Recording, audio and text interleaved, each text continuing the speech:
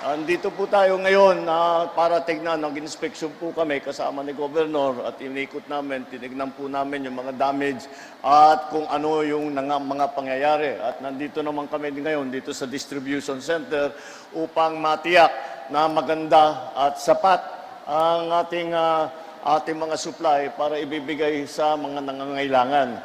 At alam nyo po, ito na yung pepito yung dumaan ay ang pang-anim na bagyo na dumaan sa Pilipinas sa wala pang 4 na linggo, 23 days. 23 days.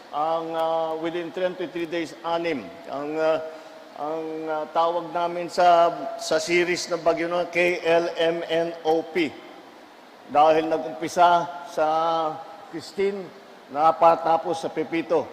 At kaya naman, tinitiyak namin, kahit na maraming request para dito sa mga relief goods, tinitiyak ko, kausap ko nga si Secretary Rex Gatchalian na tiyakin na kahit papano, meron tayong sapat na maibibigay. Dahil yung ang report ni Secretary Rex, ang damaged homes daw, 500. So, 500 ang damaged homes. Ngayon, lahat ng mga nawalan ng bahay o hindi matirahan ng bahay ay kailangan nandito kung nasa evacuation center o kung nandun man sila sa mga bahay na matirahan ng kanilang mga kamag-anak at ng kanilang mga kaibigan, ay kailangan pa rin namin tulungan at mabigyan nitong food pack. Kaya't importante na sapat ang aming supply, patuloy ang aming pag-produce nito.